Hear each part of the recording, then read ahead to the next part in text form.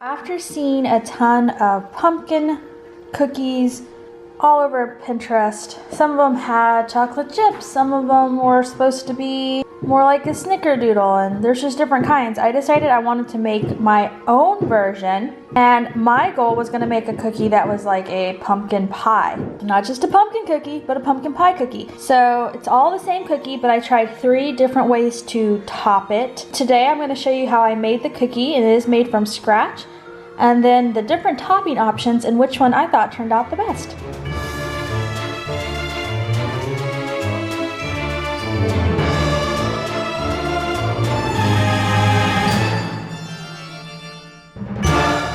You're going to need 2 3/4 cups of all-purpose flour, 2 teaspoons of cream of tartar, 1 teaspoon of baking soda, half a teaspoon of salt, 2 teaspoons of pumpkin pie spice, or alternatively, you can use half a teaspoon of ginger, about half a teaspoon of nutmeg, and about 1/4 teaspoon of allspice.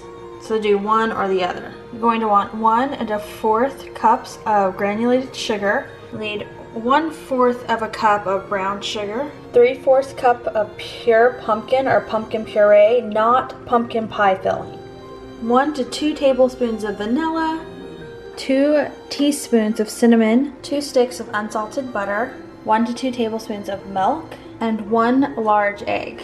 And separately, you're also going to need some more sugar and some more cinnamon, but the amount is going to depend on your preference. There'll be more about that at the end of the video. Preheat your oven to 400 degrees.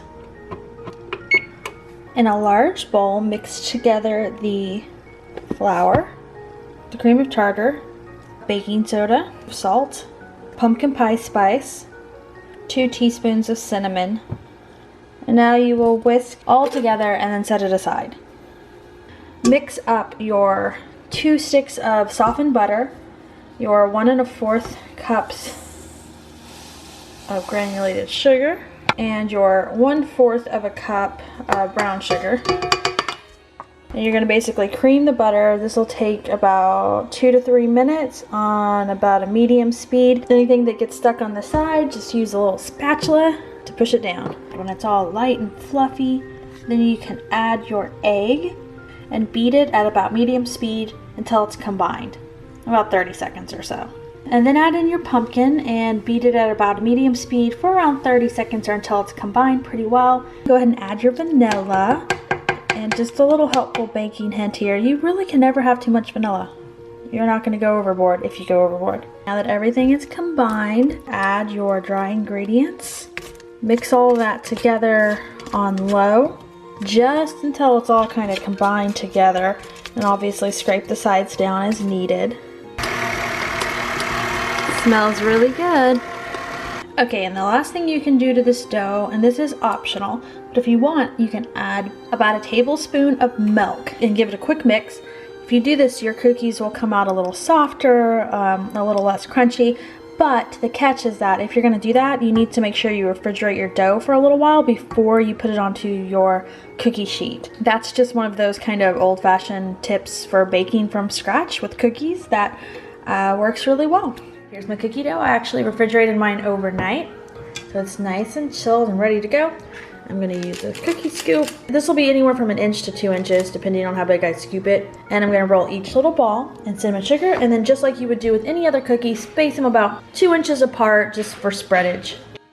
Okay, so I'm going to pause right here to tell you that I tried 3 different methods for the topping, quote unquote, for these cookies, because I wasn't sure which one I was going to like better. So I'm just going to show you the process, and after they're baked, I will tell you which one I thought worked out best.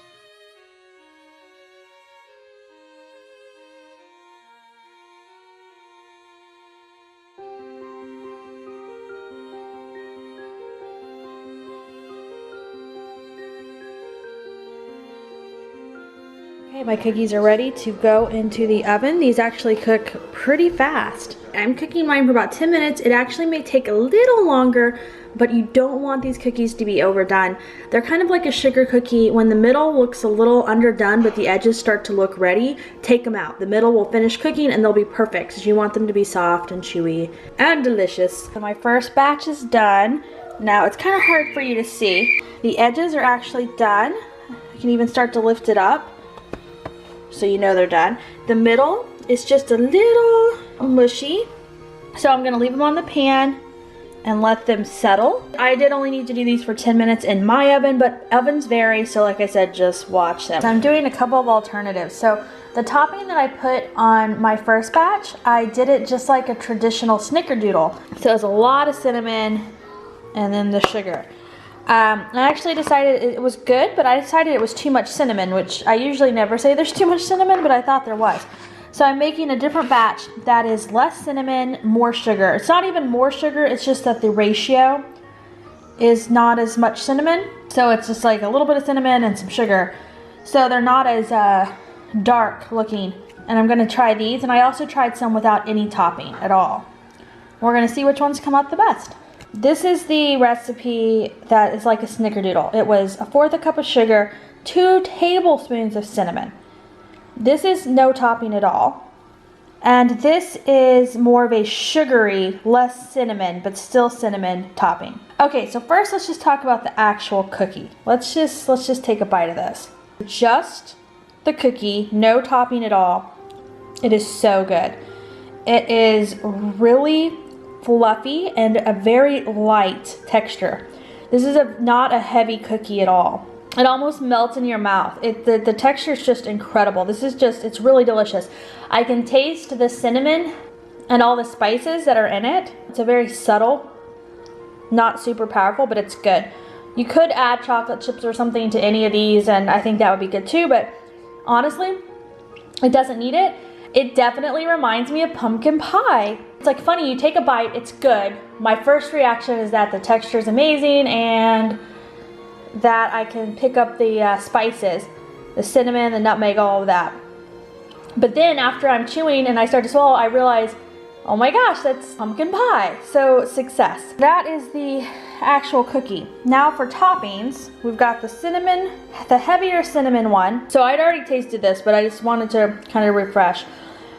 I think the cinnamon on top's a little too heavy, and I love cinnamon, but it's just a little too heavy.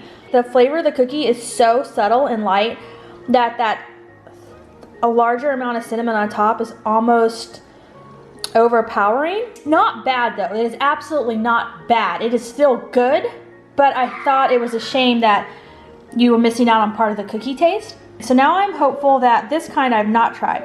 This kind is less cinnamon, way less cinnamon.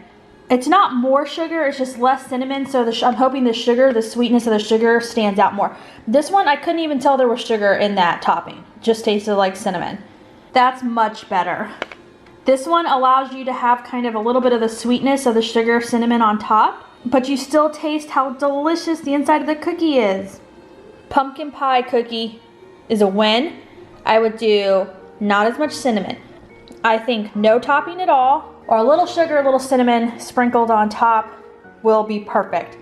Don't need to do it like that. And I got that idea. I actually saw a snickerdoodle pumpkin cookie. I used their topping ratio, and I just don't prefer it. I think this way is better. And oh my gosh, you guys, they're really good. Again, they're really subtle. I don't drink coffee, but oh, I think these would be so good with coffee. They made about 50 cookies. You could definitely make a bunch of these. You could even bag them up as gifts. I really like these. Again, these are a subtle cookie. Like, it's very like mellow flavor, but they're yummy. They're perfect for the season. I would definitely make them again, but I would stick to just a little sugar, just a touch of cinnamon, or no topping at all. All right, you guys, thank you for figuring out how to make a pumpkin pie cookie from scratch. If you're looking for a seasonal pumpkin cookie, this one's good. It is great. Pumpkin pie cookie. All right, thank you guys for watching. I'll talk to everybody next time.